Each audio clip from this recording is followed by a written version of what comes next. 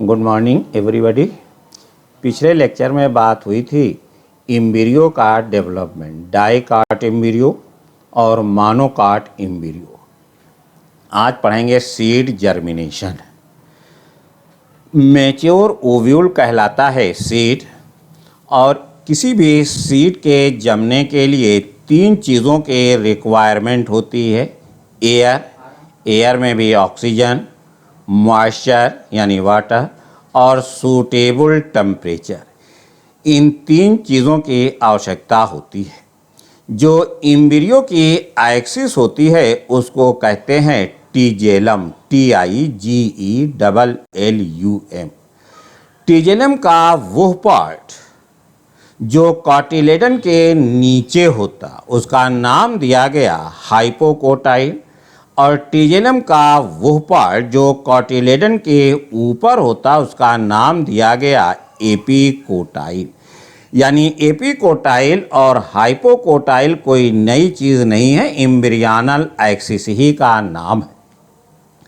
अगर हाइपोकोटाइल पहले एलांगेट करता है, इसमें ज़्यादा ग्रोथ होती है, तो यह कार्टिलेडन सॉइल सरफेस के ऊपर आ जाते हैं। और जब कार्टिलेडन सॉइल सरफेस के ऊपर आ जाएं तो इस तरीके का जर्मिनेशन कहलाता है एपीजियल जर्मिनेशन। अगर एपिकोटाइल पहले एलांगेट करता है तो कार्टिलेडन सॉइल सरफेस के नीचे ही रहते हैं, और जब कार्टिलेडन सॉइल सरफेस के नीचे ही रहें तब ये जर्मिनेशन कहलाता है हाइपोजियल। यानी जर्मिनेशन 2 तरीके के हुए, एक हुआ हाइपोजियल, एक हुआ एपीजियल। एग्जाम्पल की कोई इंपॉर्टेंस नहीं है। अगर कोई पर्टिकुलर प्लांट की स्टडी कर रहे होते तब उसके बारे में मालूम किया जाता कि इसमें हाइपोजियल जर्मिनेशन है या एपीजियल है, जैसा कि सेकेंड सेमेस्टर में पढ़ा गया था पर्टिकुलर प्लांट साइकस और पाइनस। तो एक में जर्मिनेशन हाइपोजियल है, एक में एपीजियल है। ये पूरे एंजियोस्पर्म की बात हो रही है, तो जर्मिनेशन एपीजियल भी है, हाइपोजियल भी है। जब सीड जर्मिनेट करता है तो सबसे पहले रेडिकल निकलती है। सीड के फॉर्मेशन के लिए एक फार्मूला भी है। जितने भी सीड की ज़रूरत होती है, यानी for the formation of x number of seeds, the number of reduction division required will be x + x/4।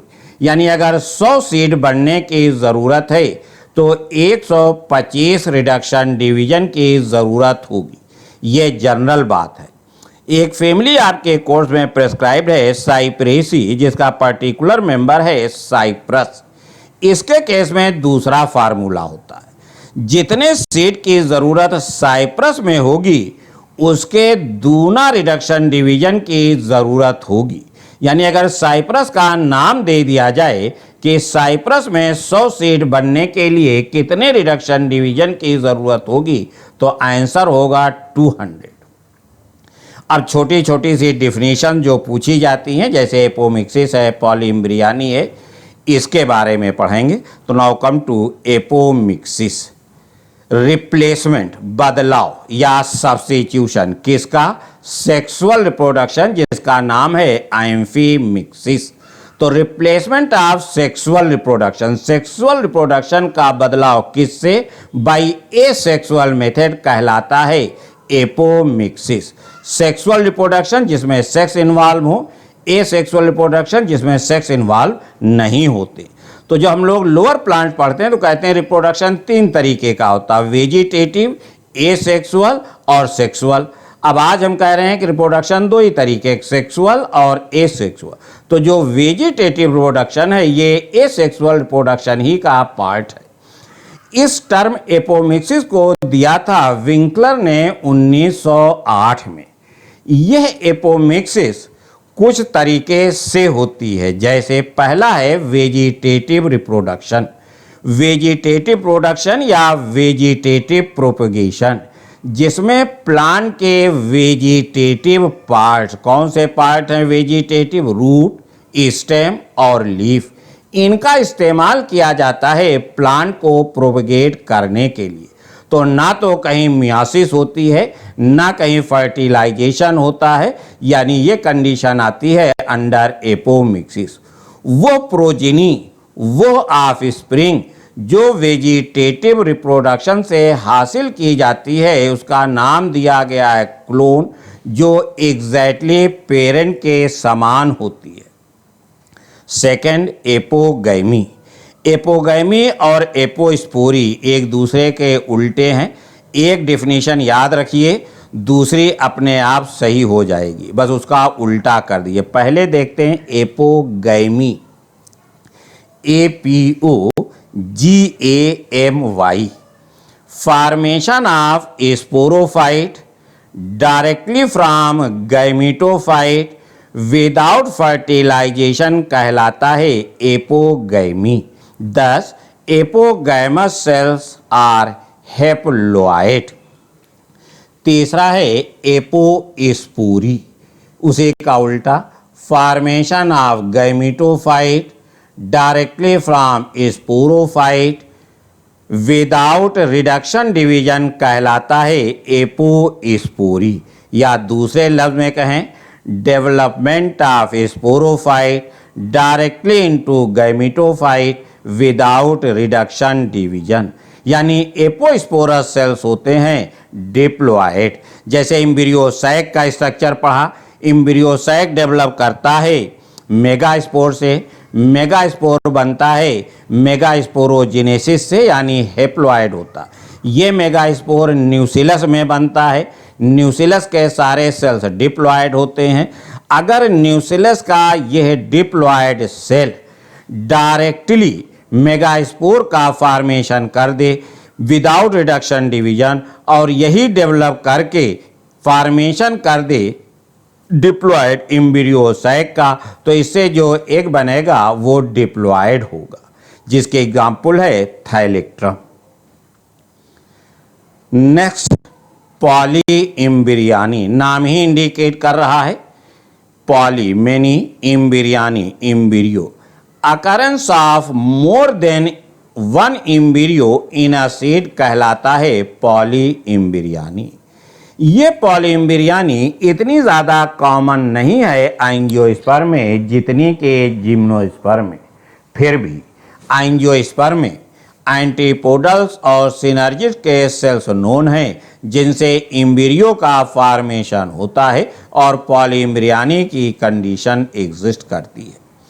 कभी कभी एम्ब्रियो का डेवलपमेंट न्यूसिलस या इंटेगुमेंट के सेल से होता है और पॉलीएम्ब्रियानी की कंडीशन एग्जिस्ट करती। इस पॉलीएम्ब्रियानी का नाम दिया गया एडवेंटेटिव पॉलीएम्ब्रियानी या एडवेंटिव पॉलीएम्ब्रियानी। कभी कभी पॉलीएम्ब्रियानी डेवलप करती है due to the cleavage of zygote, zygote के एक से ज़्यादा पार्ट में स्प्लिट हो जाने की वजह से, टूट जाने की वजह से, जैसे आइडेंटिकल ट्विंस होते हैं। इस पॉलीएम्ब्रियानी का नाम दिया गया क्लीवेज पॉलीएम्ब्रियानी। एक प्लांट है एलियम, एलियम सीपा ओनियन। इसमें 5 तरीके के एम्ब्रियो पाए जाते हैं एम्ब्रियोसैक में। एक डेवलप करता है फर्टिलाइज्ड एग से, एक डेवलप करता है सिनर्जिड से, एक डेवलप करता है इंटेगुमेंट से, और 2 डेवलप करते हैं एंटीपोडल से। मगर इस पॉलीएम्ब्रियानी का कोई टेक्निकल नाम नहीं है। एक कंडीशन से और पॉलीएम्ब्रियानी एग्जिस्ट करती है जब एक ही ओव्यूल के अंदर एक से ज़्यादा एम्ब्रियोसैक पाए जाएं, जिसकी एग्जाम्पल है साइट्रस। मगर इस पॉलीएम्ब्रियानी का भी कोई टेक्निकल नाम नहीं है।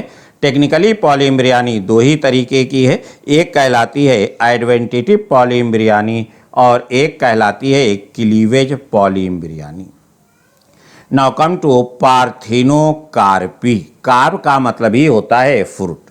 तो इसके डेफिनेशन है फॉर्मेशन ऑफ फ्रूट। फ्रूट बने, किससे बनता है फ्रूट? ओवरी से। मगर जब लफ्ज पार्थिनोकार्पी है तो formation of fruit from unfertilised ovary, ऐसी ओवरी जो बगैर फर्टिलाइजेशन के फ्रूट में बदल जाए, तब ये क्रिया कहलाती है पार्थिनोकार्पी। फर्टिलाइजेशन जो होता है वो एग का होता, ओवरी का नहीं होता, मगर क्योंकि ओवरी फ्रूट में चेंज होती है इसलिए लफ्ज इस्तेमाल करते हैं अनफर्टिलाइज्ड ओवरी। ओव्यूल मैच्योर होकर के सीड बनाता है आफ्टर फर्टिलाइजेशन। अब जब फर्टिलाइजेशन नहीं हुआ तो ये ओव्यूल सीड में चेंज नहीं होगा, इसलिए जो पार्थिनोकार्पिक फ्रूट्स होते हैं ये सीडलेस होते हैं, इसमें कोई भी बीज नहीं पाया जाता।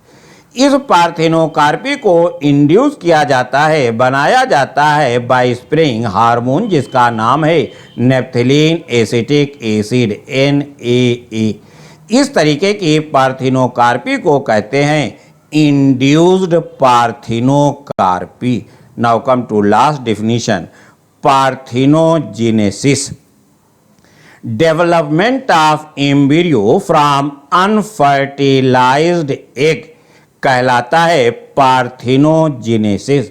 तो कंफ्यूज ना होइएगा पार्थिनोजेनेसिस और एपोगैमी में, यहाँ भी सिचुएशन एक ही जैसी है, मगर जब तक वर्ड अनफर्टिलाइज्ड एग ना इस्तेमाल हो तब तक वो वर्ड पार्थिनोजेनेसिस नहीं इस्तेमाल होगा।